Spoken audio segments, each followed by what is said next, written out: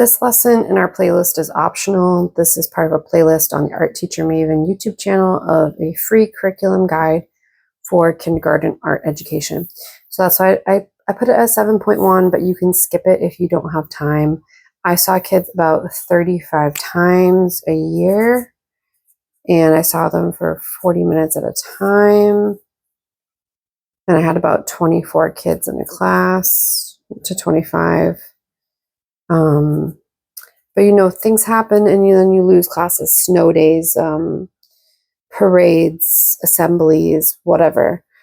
So if you don't have time to fit this in, you don't have to. This is kind of like a celebration of everything we've learned up until now. All the lessons are kind of coming together as one. So we have like dots was the first lesson, is mark making becomes dashes. Dashes are the shortest expression of line. Dashes grow into lines. The lines connect to make shapes. Connected lines make shapes. Disconnected lines are just lines. So emphasizing really connectivity. This helps with drawing numbers and letters, etc. So it's kind of putting everything together that we have learned, giving choice and expression. It's kind of like a free period to do whatever kids want to do. They do have to show me dots, dashes, lines, and shapes, and they cannot leave any white spots on their paper. I've also put up dividers sometimes so they can't see someone else's work. And then they are completely amazed when we do like a museum walkthrough where they put their hands behind their back. Everyone pushes in their chairs, put their hands behind their back, and then walk through the room and see all the different ways, the same directions, equaled 24 completely different pieces of art. I would like to see in their picture like a line with a name, and then a line without, a shape with a name, a shape without. This lesson is optional, so you don't have to do it. You can skip over this one if you want, but I love to put this one in there when I can. Review, there will be a slideshow. It'll be video 7.2 will be the slideshow, and you can use songs like the line song and the shape song to review by Scratch Garden. They are on YouTube. And see this as a class review of everything we've learned. Kids have missed class periods. They've been out sick, they've been on vacation, etc. So it's good to hit on these things often. And I see the kids, some of them from preschool all the way to grade 5. So I try to review these concepts in first grade and second grade because I don't always see all the kids. Like I've had kids miss a month of school. So it's a review, but you will talk about this stuff over and over again. When you're seeing sloppy lines, they're not connected, their artwork's not making sense because it's disconnected, you'll go back and talk about these things.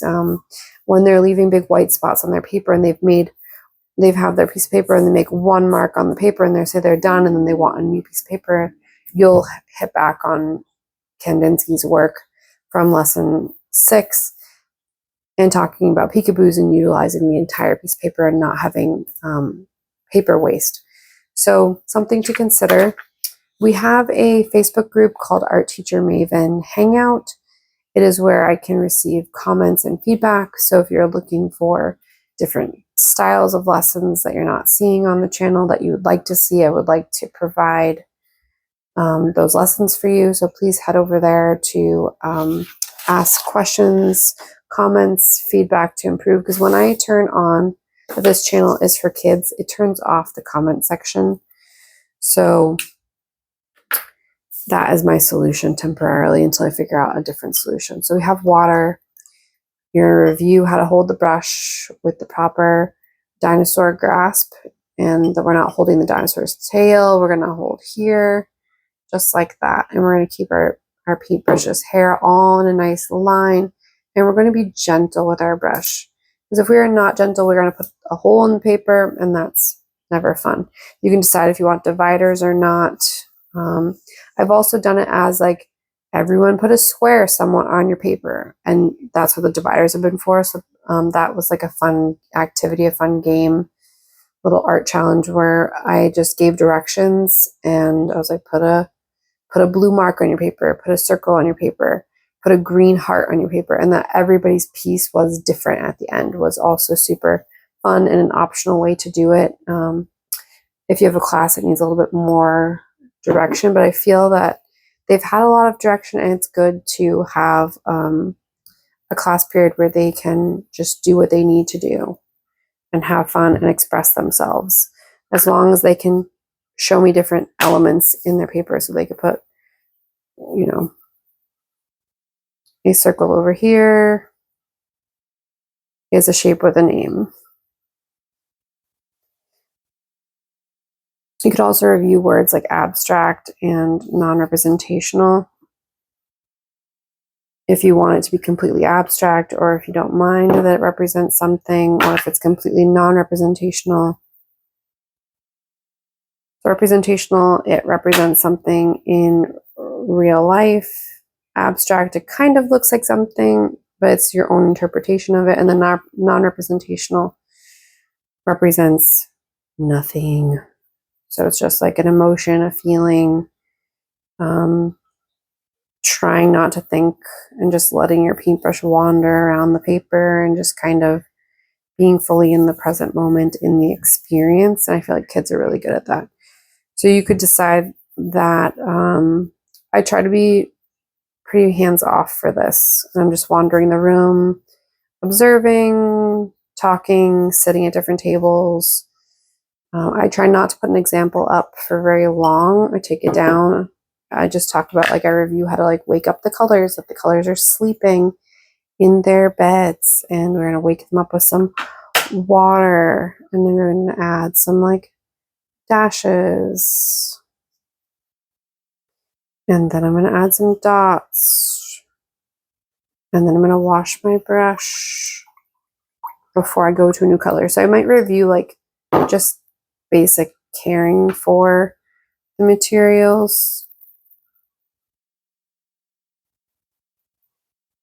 but not really make an example of what I'm talking about. Like if they want to paint lines with names, and then a line that has no name. And they can use any color they want. There's no such thing as boy and girl colors in the art room. You can just paint however you want to paint in art class.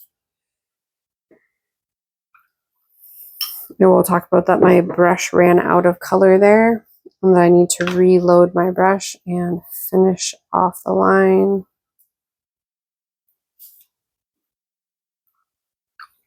And that we can't leave any peekaboos will mean that we need to paint the background. They might not be familiar with the word background. Sometimes I've had kids turn the paper over and start painting the back of the paper out of confusion. Especially at this age, they're very literal, or if I have English language learners, you might have to talk about the background differently. That is a good lesson in talking about positive and negative space. Positive space doesn't mean that the positive space is good and the negative space is bad. It just means the positive space is like the subject of the story, and the negative space is the background supporting details.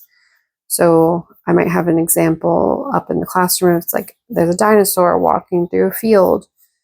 The field is just as important to the painting, because if I do a really bad job on the field that the dinosaur is walking through, then it's going to affect the rest of the painting. So that the background is equally as important. So the subject of the story is the positive space, the dinosaur, and the background being the landscape is the negative space, or like the background space. So I do talk about that with kids. And so I just review a few things with them and then just kind of let them go from here. Take down my example, pass out the paper. Usually while they're listening to a song, I've passed out the paper and the supplies so that then they just get the ultimate amount of minutes painting, because 40 minutes flies by. So a little review, a little demonstrating how to use the paintbrush and supplies for kids that have missed classes and forgotten, because I only see them once a week, and then send them to the tables and leave like 5 minutes for cleanup to wash hands, put paper on the drying rack, and line up for the teacher. And that's about it. So the next video will be 7.2, would be an example slideshow of what I would talk about as a review, and then 7.3 would be how I would teach it to the kids if that interests you. And if you want to skip this is optional, you can go to lesson 8. Thank you.